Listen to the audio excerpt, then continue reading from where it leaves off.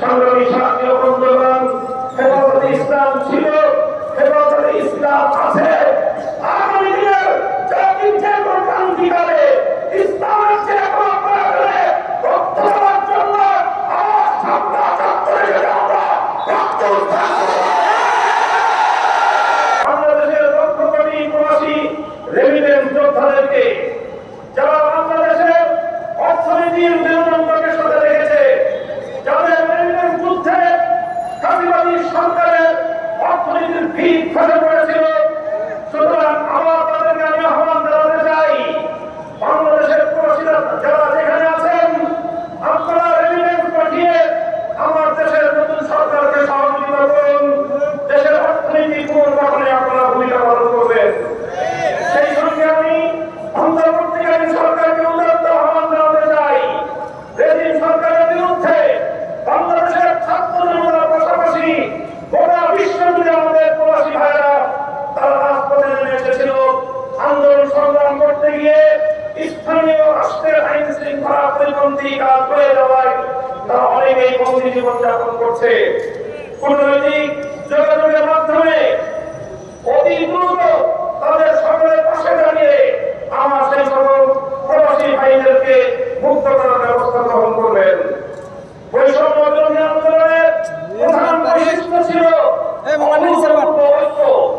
এখানে school, college, varsity থেকে ভাই আমি সমস্যা করা যাবে না ভাই, এরকম সমস্যা করা যাবে না সামনে থেকে মোবাইল নিয়ে।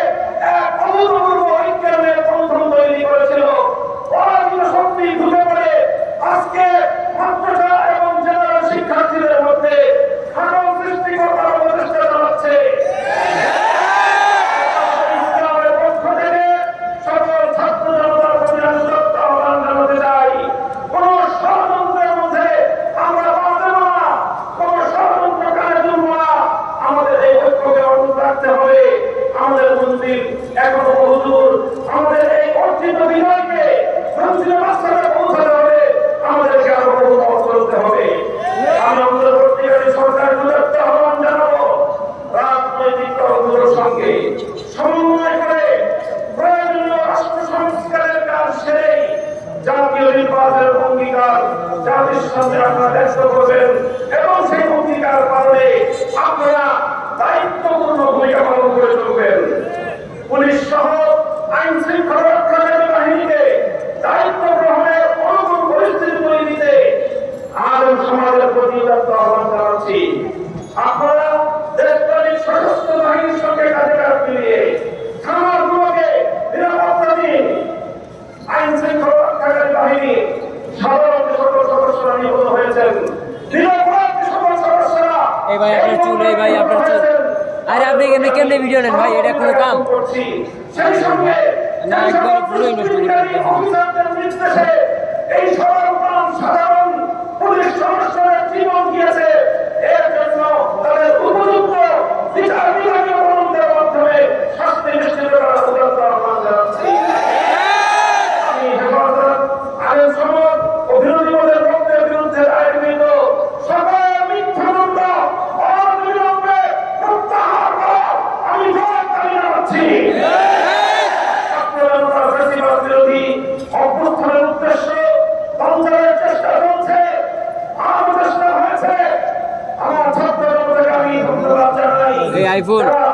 সরকারের সবচেয়ে বড় অত্যাচার এবং বৈষম্যের হাতিয়ার বিচার বিভাগকে কলঙ্কিত করবার সেই প্রয়াসকে নস্বাত করে দিয়েছে। এই সঙ্গে বলতে চাই, যদি এই বড় অভ্যুত্থানের উদ্দেশ্যকে ব্যর্থ করবার জন্য পাল্টা কোনো প্রতিযুদ্ধের চেষ্টা চালানো হয়, ছাত্র জনতার সঙ্গে কাঁধে কাঁধ মিলিয়ে হেফাজতে ইসলামের সকল নেতা কর্মীরা রাজপথে